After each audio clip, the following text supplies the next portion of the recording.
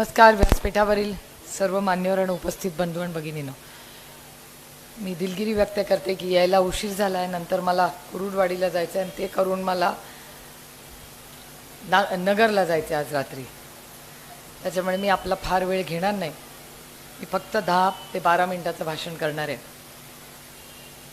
याचं कारण असं की माझे पुढचा मेळावाला उशीर झाला आहे. त्याच्यामुळे संयोजकांना विनंती करीन की पुढच्या वेळेस पाहुण्याला बोलाल तेव्हा आम्ही यायच्या आधी तरी भाषणं करा कमी, किंवा आमच्या आधीची भाषणं थोडी कमी करा, म्हणजे आम्हाला थोडासा वेळ बोलायला मिळतो. आज इथे सोलापूर तालुक्यात मोहोळमध्ये येताना मनापासून आनंद वाटतो. मी इथे बसल्या बसल्या माझ्या आठवणींना उजाळा देत होते. इथे मी जेव्हा जेव्हा आले तेव्हा राजन मालकांच्या घरी मी गेलेले आहे आणि इथले जे लोकप्रतिनिधी आहेत ते बारामती लोकसभा मतदारसंघातले आहेत. ते माझे मतदार आहेत. तुमचा आमदार मतदान मला करतो, म्हणजे अजूनपर्यंत तरी. आता 24मध्ये कुणाला ते मतदान करतात हे मला भेटल्यावर कळेल. पण खरं तर मी इथे बसल्या बसल्या विचार करत होते, हे सगळं झालं का? याचं झालं याचं कारण असं की बाळासाहेबांची शिवसेना असेल, शरद पवारांची राष्ट्रवादी असेल, हे दोन्ही शून्यातून स्वतः ज्यांनी पक्ष बनवले असे नेते. त्यांचं आमच्यासारखं नाही आहे. कोण काका मामा वडील आई हे कोणीतरी राजकारणात होते. बाळ ठाकरे आणि शरद पवारांनी शून्यातून पक्ष उभा केला. तुमच्या सारख्या असंख्य लोकांनी त्यांना साथ दिली आणि ते महाराष्ट्राचे मोठे नेते झाले. आणि देशामध्ये आजही दिल्लीमध्ये हक्काचा तुमचा माणूस कोण आहे तर ते दोनच आहेत. एक शरद पवार आणि दुसरं नितीन गडकरी. तिसरा महाराष्ट्राचा हक्काचा माणूस महाराष्ट्राला नाही. आणि ही परिस्थिती असताना बाळासाहेबांची शिवसेना आणि आदरणीय पवार साहेबांची राष्ट्रवादी याला त्रास द्यायचं पाप एक अदृश्य शक्ती दिल्लीतून करते. याचं कारण असं, ते मराठी माणसाचा द्वेष करतात. माझा आरोप आहे भारतीय जनता पक्षावर.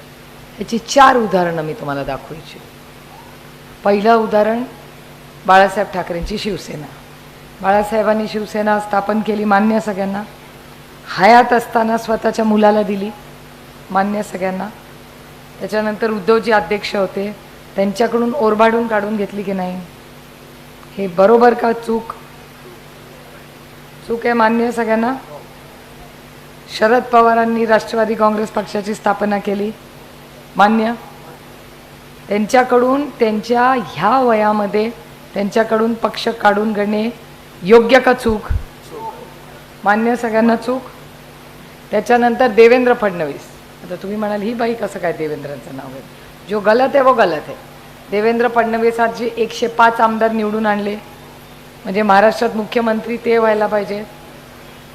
त्यांच्या खालचं ते चटई म्हणा चादर म्हणा काही खेचली, त्यांना उपमुख्यमंत्री केलं, डिमोशन केलं आणि त्यातून परत अर्धा हक्क काढून घेतला, अजून कमी केलं. म्हणजे देवेंद्रजींचा अपमान झाला की नाही? झाला. म्हणजे शरद पवार, देवेंद्र फडणवीस. तिसरं माननीय नितीन गडकरी. गडकरी साहेबांची खाती कमी केली की नाही? त्यांचे अधिकार कमी केले की नाही? म्हणजे शिवसेनेची पक्ष उद्धवजींकडून ओरबाडून घेतला. पवारसाहेब स्वतः जे पक्ष स्थापन केला तो त्यांच्याकडून काढून घेतला. आपल्या देवेंद्र फडणवीसांना मुख्यमंत्र्यावरनं डेप्युटी हाफ अर्धाच उपमुख्यमंत्री केला आणि गडकरी साहेबांकडून अधिकार कमी केले. याचा अर्थ दिल्लीचा अदृश्य शक्ती याला महाराष्ट्रात कोणीही मोठं झालेलं चालत नाही. त्यांना असं वाटतं महाराष्ट्राने दिल्ली समोरच झुकलं पाहिजे आणि असंच आज महाराष्ट्रात होतंय. महाराष्ट्राचे पालकमंत्री निर्णय घेण्यासाठी विमानाने महाराष्ट्राच्या मुख्यमंत्र्याला दिल्लीला जावं लागतंय आणि विचारावं लागतंय कुणाला पालकमंत्री करा. खरं आहे का नाही मला सांगा. माझं चुकत असेल तर मी भाषण मागे घ्यायला तयार.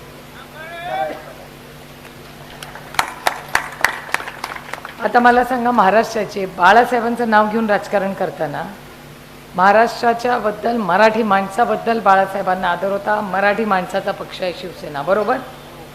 त्यांचं नाव घेऊन मुख्यमंत्री राजकारण करता, मग दिल्लीला काय जाता झुकायला? सह्याद्री हा हिमालयाच्या समोर कधी ना झुकलाय ना झुकेगा. आणि हे आपल्याला करायचं आहे. हे आजचं जे हे खोके सरकार आहे ना, खोक्यांचं सरकार आहे आणि ट्रिपल इंजिन सरकार आहे. नांदेडमध्ये 12 लेकरं गेली आहेत, 12. ते दुःख एक आईच समजू शकते. सगळ्या महिलांना विचारते, मला खरं सांगा, आपल्याला सगळ्यात जास्त आनंद आणि सगळ्यात जास्त दुःख सांगा कोण देऊ शकतं? मुलं. बघा, तिला त्या माऊलीला माहिती पण नाही, ती पटकन मुलं म्हणाली. कुठल्याही आईला सगळ्यात जास्त आनंद आणि सगळ्यात जास्त दुःख हे ना सासू ना सासरा ना आई वडील नवरा कोणी देऊ शकत नाही, जी पोरच देऊ शकतात, मुलगा किंवा मुलगी जे असेल ते. आणि अशा 12 महिलांची मुलं गेली आणि ह्या मुख्यमंत्री आणि देवेंद्र फडणवीसांना विमानाने दिल्लीला पालकमंत्र्यासाठी जायला वेळ आहे, पण नांदेडला त्याच विमानाने जाऊन त्या माऊलीची अश्रू पुसण्यासाठी त्यांना वेळ नाही.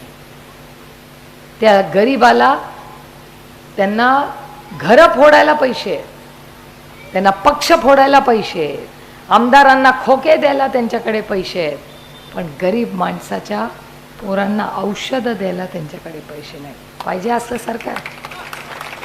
या सरकारला हद्द पार करायचं मी ठरवलं. क्या कर लेगे? ईडी माहिती आहे का बायकांनो? मी तुम्हाला समजून सांगते.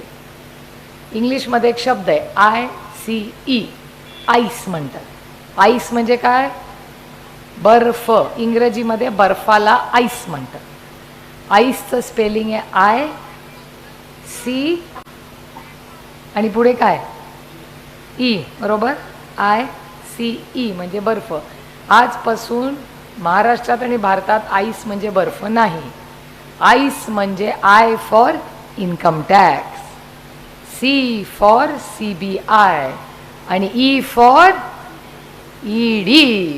त्याच्यामुळे आता बाहेर गेलं की सगळ्यांचं विरोधात बोलला आईस, त्याचा बर्फ काढून टाकायचा. आणि जर भारतीय जनता पक्षात गेला तर मग तो जातो, मग ते वॉशिंग मशीन असतंय, त्याच्यात त्याला आंघोळ घालतात, स्वच्छ करतात आणि तिथून बाहेर तो धुतल्या तांदळासारखं स्वच्छ होऊन बाहेर पडतो. आणि मग त्या पैशाचं काय रे जे खाल्ले त्याचे? ते गरिबाचे होते ना. त्या पोरं जर 12 पोरांना जर वेळेवर औषध मिळालं असतं तर ती जगली असती का नाही? मग हे खुनी सरकार आहे, हत्यारं सरकार आहे, हा माझा आरोप आहे या सरकारवर. आणि मी ठरवलंय की या सरकारच्या विरोधात लढायचं. कोणीतरी या देशात कितीही किंमत मोजावी लागली तरी मी या सरकारच्या विरोधात लढणार आहे. त्यात नाही चालणार. आणि मी एक या सरकारला चेतावणी देते की आम्ही महिलांना भयंकर हळवे असतो. आम्हाला कोणीतरी काहीतरी बोललं ना तर टचकन आमच्या डोळ्यात पाणी येतं की अगं बाई वाईट वाटलं. खुपते तिथे गुप्तेत बघितलं का मला रडताना? कारण का मला खरंच वाईट वाटलं. मला वाईट वाटलं. मी दाखवत नाही खरं मला वाईट वाटलेलं बाहेर, पण त्या दिवशी ते गाणंच असं लावलं त्यांनी, फुलों का तारों का सबका कहना है, 1000 हजारों में मेरी बहन आहे. एका बहिणीलाच माहिती भावातलं प्रेम करणं काय असतं. अरे भाई के लिए दुनिया छोड़ दूंगी, पार्टी क्या चीज है. मागितलं असतं ना तर दिलदारपणे सगळं देऊन टाकलं असतं. अरे क्या बडी बात आहे. काही मागू दे, घर मागू दे, काही मागू दे, कुठल्याही भावाला, एकाला नाही कुठल्यालाही देऊन टाकीन. अरे कर्तृत्वाने मेंदू दिलाय देवानी, हातपाय चालतात, सगळं मेंदू डोळे कान सगळं शाबूत आहे, दिलदारपणे देऊन टाकीन, शून्यातून स्वतःचा संसार उभा करीन. एवढं कर्तृत्व आहे तुमच्या या बहिणीमध्ये. आणि जोपर्यंत तुम्ही माझ्याबरोबर आहात ना, मला कशाची भीती नाही.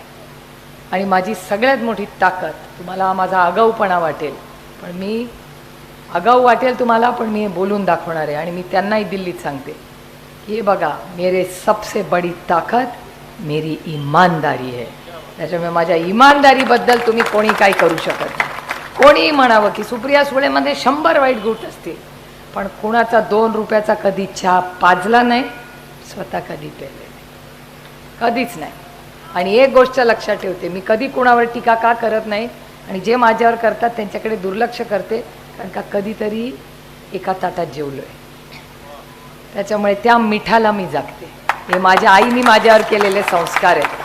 त्याच्यामुळे कधी ना कधी अरे जाने दो ना, कशाला कुणाला नावं ठेवायची, आपण आपलं काम करत राहायचं.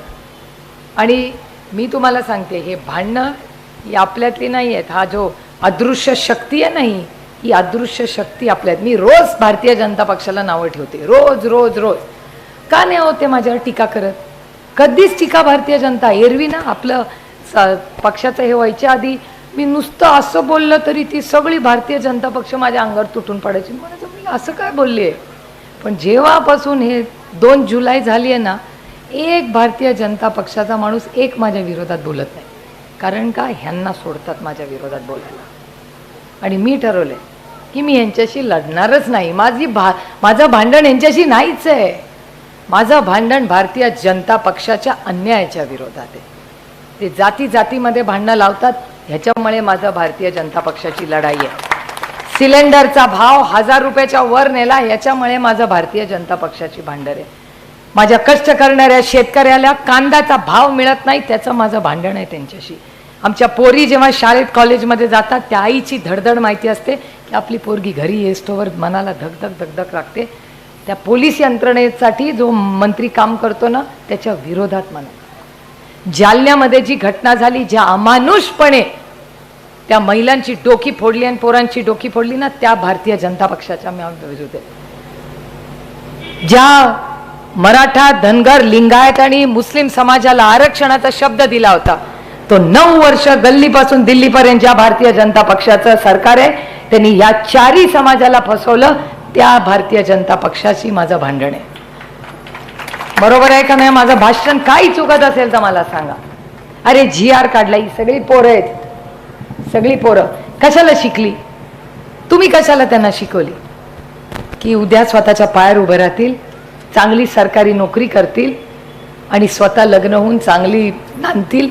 आपल्या डोळ्याच्या समोर आपल्या पोरांचं लग्न, नातवंड झाली, आपल्या आयुष्याचं सार्थक झालं. रामकृष्ण हरी. खरंय की नाही? ह्याच्यापेक्षा जास्त काय पाहिजे तुम्हाला माऊली? काहीच नाही. अशा सरकारी नोकऱ्यामध्ये जळगावमध्ये एक निर्णय घेतला महाराष्ट्र सरकारने की आज नंतर जी नोकरी होईल ती कॉन्ट्रॅक्टदारच होईल. मला सांगा, कॉन्ट्रॅक्टवर जी नोकरी असेल त्याच्यात आरक्षण असेल का हो? आरक्षण असेल का?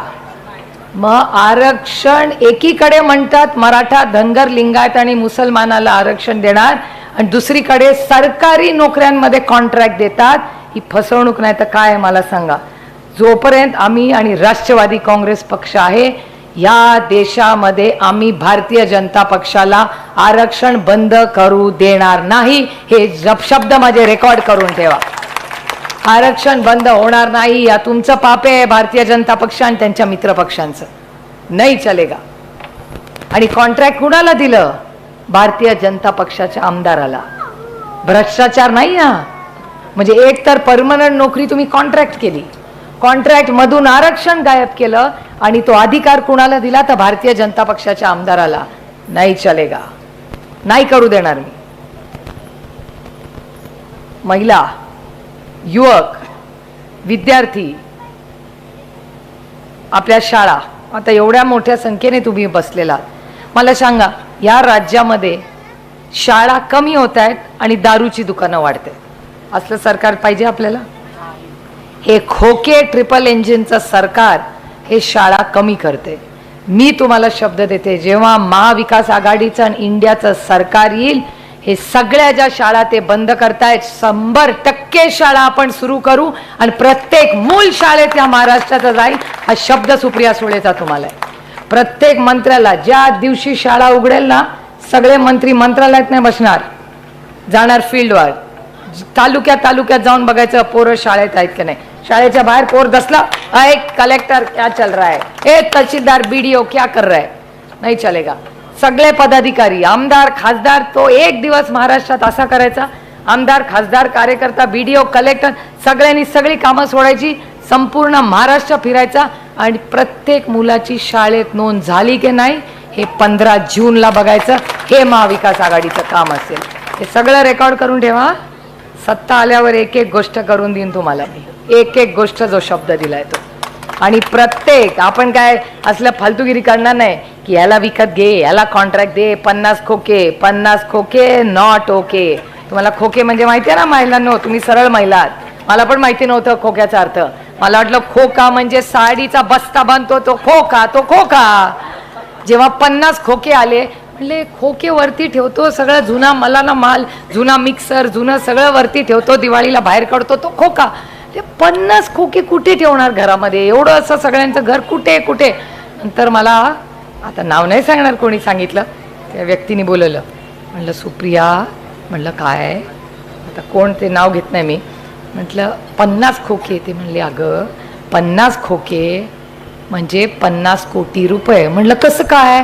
तो म्हणला एक खोका म्हणजे 1 कोटी रुपये. म्हणलं अगं बया, मला माहितीच नव्हतं. मी आपला 50 खोके म्हणजे खोके, आपल्याला काय माहिती पुरुषांचे शब्द असलं कुठे आपल्याला माहिती आहे का काय. एका कोटीमध्ये किती शून्य असतात हेच आम्हाला माहिती नाही, आम्ही कुठून खोक्यांची एवढी भाषा करणार. म्हणजे हे खोके बोके असलं फालतूगिरी आपल्याकडे चालणार नाही. आणि हे सगळे खोक्यांचा उद्रेक करून त्या खोक्यांच्या पैशामधून ना या राज्यातल्या प्रत्येक हॉस्पिटलमध्ये 100% औषधं असतील, ही जबाबदारी मी राष्ट्रवादी काँग्रेस पक्ष म्हणून तुम्हाला देते. सत्ता आल्यावर प्रत्येक हॉस्पिटल, तुमचं डोकं दुखू दे, ब्लड प्रेशर होऊ दे, पाय दुखू दे, काय काय काय ॲनासिन पासून सगळ्या गोळ्या त्या PHC मध्ये असणार म्हणजे असणार. नाही तर सत्ता कशासाठी हो, कशासाठी.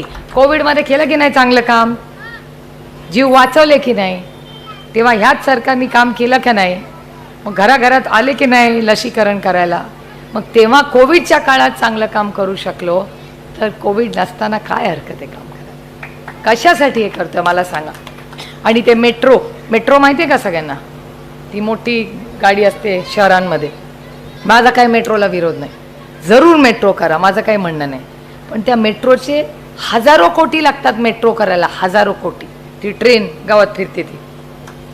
तर माझी विनंती आहे या सरकारला, आणि नाही केलं तर आपलं सरकार आल्यावर तर मी करणारच आहे, की त्या मेट्रोचा एखादा डबा कमी झाला तरी चालेल. तो 100 कोटीचा एक का 200 कोटीचा एक डबा आहे. त्या 200 कोटीच्या डब्यामध्ये महाराष्ट्रात 5000 ST येतील, ST बस.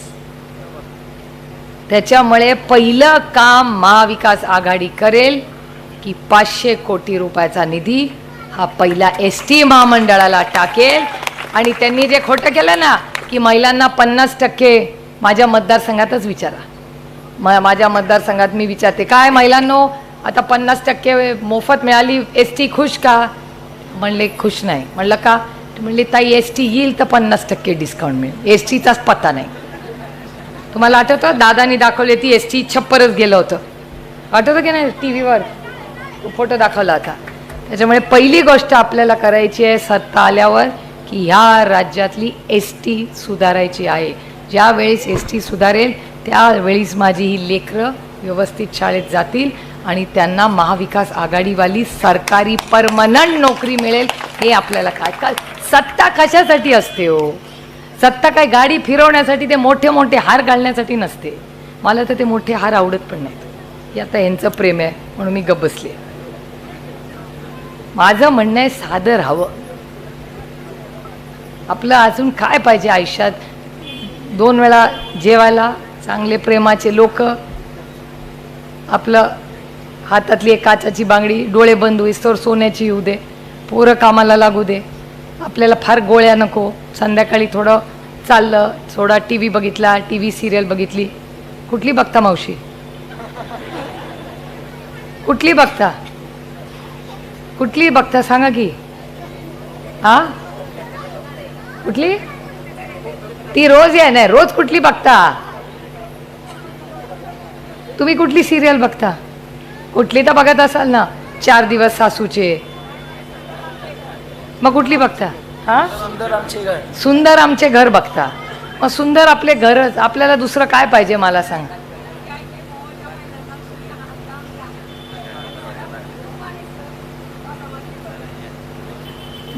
जर महिलांना इथे काम हवं असेल तर मी एक तुम्हाला सांगते, आमचं जेव्हा सरकार येईल ना तेव्हा प्रत्येक जिल्ह्याला नाही तालुक्याला बचत गटाचं एक दुकान मी उभं करीन, रेकॉर्ड करा परत. तुमच्या हक्काचं दुकान असेल, सरकारनं भाडं घेणार ना काय, तुमच्या हक्काचा मोठा गाळा असेल. मला बिना चष्म्याचा दादा दिसत नाही, चष्मा पण द्यावा लागेल, वय झालंय. काय काय बारामती सारखं मोहोळ करा. तुम्ही मला खासदार निवडून द्या. सिद्धेश्वर रेल्वे गाडीसाठी प्रयत्न सुरू आहे. मोहोळ, अच्छा, त्यांचं म्हणणं आहे की मोहोळला ट्रेन स्टॉप करा. मी तुम्हाला एक सांगते, सिद्धेश्वर एक्सप्रेसला मी जरूर तुमच्यासाठी प्रयत्न करीन. मी आज ट्विटरवर टाकले. टाळ्या वाजू नका, कारण काय भारतीय जनता पक्षाचं सरकार आहे ना, त्यांनी दौंड माहिती आहे का सगळ्यांना, आपल्या मी जिथून लोकप्रतिनिधी होते त्या दौंडला 160 गाड्या थांबायच्या. किती? 160 गाड्या दौंड स्टेशनला जेव्हा काँग्रेसचं आणि राष्ट्रवादीचं सरकार होतं थांबायच्या. आता 50च थांबतात, 50. आणि जेव्हा विचारतात ना आम्हाला 60 साल में तुमने क्या किया, मी म्हणते ये बाबा भारतीय जनता पक्षात, चल तुला चालवायला नेते. हे जे रेल्वे प्लॅटफॉर्म आहे ना, रेल्वे ट्रॅक, हा काँग्रेसने केलेला आहे. हे पट्टी आहे ना, ही प्लॅटफॉर्म, हा काँग्रेसने केला आहे. हा लाईट आहे ना, हा काँग्रेसने केला आहे. ते शौचालय ना, ते काँग्रेसने केलं आहे. तो चहावाला बसलाय, तो दूधवाला बसलाय, तो खाणेवाला बसलाय, ते स्टॉल सगळे काँग्रेसने केलेत. तो मागे रिक्षावाला आहे ना, ती रिक्षा पण काँग्रेसच्याच वेळीच ती फॅक्टरी झाली आहे. त्याच्यानंतर ते मोठं घड्याळ लावले ना, ते पण काँग्रेसच्या वेळीच आहे. ते लिफ्ट लावले ना, ते पण काँग्रेसच्या वेळे. त्यावेळीस हे सगळं काँग्रेसने केलेलं असताना तेव्हा 160 गाड्या चालल्या होत्या. तुझं भारतीय जनता पक्ष आल्यापासून तिथल्या 110 गाड्या कमी झाल्या आहे. तिथे गरिबी वाढते, फक्त 50 ट्रेन थांबतात. हे भारतीय. तर मी त्यांना विचारते, आम्ही 60 वर्षात काय केलं आम्हाला माहिती आहे, तुम्ही 9 वर्षात काय दिवे लावलेत सांगा. आणखीन दिवे लावलेत. 450 रुपयाचं सिलेंडर 1100 रुपयाला केलं, 200 रुपये कमी केले. कारण काय? जुमला इलेक्शन आ गया, तुम्ही बटन दाबलं की दुसऱ्या दिवशी गेला 500 रुपयांनी वाढणार. खरं आहे की नाही सांगा? काय स्वस्त आहे मला सांगा, कुठली गोष्ट स्वस्त आहे या राज्यात सांगा. म्हणजे ना तुम्हाला काही स्वस्त मिळतं, ना शेतकऱ्याच्या पत्रात 2 पैसे पडतात. काय चाललंय या राज्यामध्ये? सगळा अंधुनी कारभार चाललाय राज्यामध्ये. ना आरक्षण देत आहेत, ना महागाई कमी होते, ना शिक्षण व्यवस्थित आहे, ना आरोग्य व्यवस्थित आहे. चाललंय तरी काय? सरकार चालवतंय कोण? आणि मोहोळमध्ये तुम्ही जे म्हणताय ना मावशी, आपण एक चांगलं ट्रेनिंग प्रोग्राम घेऊ आपल्या महिलांसाठी. इथेच मोहोळमध्ये आणि सोलापूरला एक चांगलं दुकान टाकू, तिथे तुम्हाला हक्काची जागा असेल आणि बचत गटाचा माल तिकडे ठेवू. मी तुम्हाला शब्द देते, तुम्ही मला आमदार खासदार निवडून द्या. आणि तो जागेवर राहायला पाहिजे. आमदार आणि खासदार दोन्ही, आणि गडबड करता कामा नये. आमदारांनी पण नाही आणि खासदारांनी पण नाही. याचा लेफ्ट राईट मत करो. जो रहेगा स्थितप्रज्ञ, एकदा शब्द दिला की मोडेन पण वाकणार नाही, असा आमदार आणि खासदार निवडून द्या बाबा आपल्याला, जो असं सगळं काम करेल. आणि हे सरकार आहे ना, हे तर महिलांच्या विरोधातच आहे. मी तुम्हाला किती उदाहरणं देऊ. मी एक उदाहरण देते तुम्हाला महिलांच्या विरोधात असलेलं. यांनी आरक्षण दिलं, आम्ही पण टाळ्या वाजवल्या, वा वा वा आरक्षण आलं. जेव्हा ते सगळे कागद पाहिले तेव्हा लक्षात आलं की आरक्षणाचा जुमला आहे. म्हणजे काय? चेक दिला आपल्याला आरक्षणाचा, सही केली. ताई तुमचं नाव काय? दीपाली. दीपाली ताईंचं नाव आहे चेकवर. दीपाली ताईंना सही केलेली आहे, त्यांना आरक्षण दिलेलं आहे, हातात चेक आहे, पण चेकला तारीखच नाही आहे. त्याच्यामुळे दीपाली ताई म्हणल्या वा वा वा आरक्षण आलं, जुमला. ते भारतीय जुमला पार्टी आहे. पण आपले उद्धवजींनी आणखीन एक बदललं आहे. ती भारतीय जुमला पार्टी नाही आहे, ती भ्रष्ट जुमला पार्टी आहे. सगळे भ्रष्ट लोक तिकडे. आता परत येऊन नाही म्हणायचं राष्ट्रवादी काँग्रेस भ्रष्ट. No no no. मी 2 गोष्टी सांगते आणि माझं भाषण संपवते. जेव्हा राष्ट्रवादी काँग्रेस पक्ष येत होती, ही कोल्हापूरची गोष्ट आहे. कोल्हापूरमध्ये समरजित घाडगे नावाचे एक ग्रस्त आहे. समरजित घाडगे बघितलं का टीव्हीवर? समरजित घाडगेने आपल्या एका नेत्यावर आरोप केला. आरोप पहिल्यांदा केला, दुसऱ्यांदा केला. त्यांच्याकडे आईस म्हणजे इन्कम टॅक्स, CBI, ED हे सगळी लावली. त्यांच्या घरी त्यांची बायको काय लढली, वाह मजा आ गया. यांनी सांगितलं ओय इन्कम टॅक्स आईच नाही चलेगा, निकलो इधर से. तरी ती घरात घुसली, नातवंडांना दूध वेळेवर पोचलं नाही, हाल केले त्या भारतीय जनता पक्षाच्या आईसनी. तरी ती माऊली लढली. त्याच्यानंतर समरजित घाटगे म्हणले नाही नाही माझा आरोप खरा आहे. त्यांची केस झाली. नंतर ते तिकडे गेले. तिकडे गेल्यानंतर ते कोल्हापूरचे पालकमंत्री झाले. म्हणजे एकीकडे भारतीय जनता पक्ष म्हणतात ते भ्रष्ट आहे, दुसरीकडे त्यांनाच पालकमंत्री केलंय. आणि आता समरजित घाटगे म्हणतात की मी लढत राहणार. मला समरजित घाटगेंना एक प्रश्न विचारायचा आहे. मी मीडियाकडे बघून का बोलते, कारण का ते विचारतील. मला समरजित घाटगेंना एकच प्रश्न विचारायचा आहे की तुम्ही म्हणत होता की जे तुमचे पालकमंत्री आहेत हे भ्रष्ट आहेत आणि त्यांची इन्क्वायरी झाली पाहिजे. आता ते तुमचे पालकमंत्री आहेत. आता तुम्ही काय बोलणार? तर दोन गोष्टी आहेत. इधर तुम्ही केलेले आरोप खोटे असतील तर राष्ट्रवादी काँग्रेस पक्षाची भारतीय जनता पक्षाने जाहीर माफी मागितली पाहिजे, हे मी भारतीय जनता पक्षाला चेतावणी देते.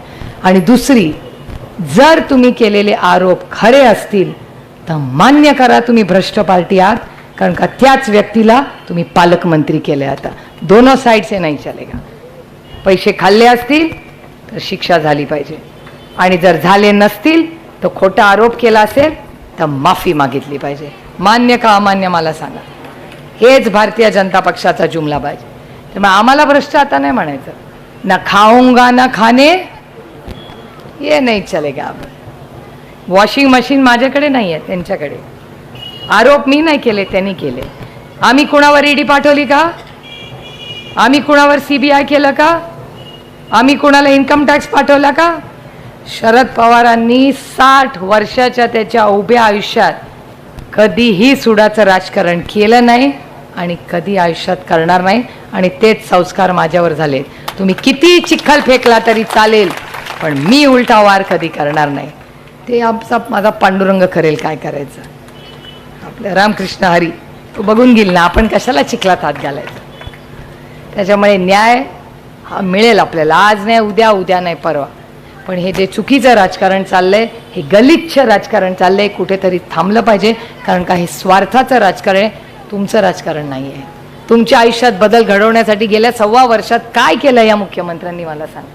दिल्ली वाऱ्या केल्या फक्त. त्याच्यामुळे सगळ्या गोष्टीचा गांभीर्याने विचार करा. आज इथे आल्यानंतर फार मोठं तुम्ही माझं स्वागत केलं.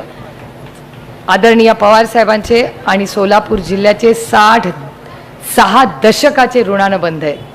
ती नाती, ते प्रेम, तो नात्यातला ओलावा जपण्याचा प्रयत्न माझ्याकडून उभ्या आयुष्यभर होईल. तुमचा आशीर्वाद आणि पाठिंबा माझ्या डोक्यावर असाच ठेवा, एवढीच विनम्र विनंती करून आपली रजा घेते. जय हिंद, जय महाराष्ट्र, जय आघाडी.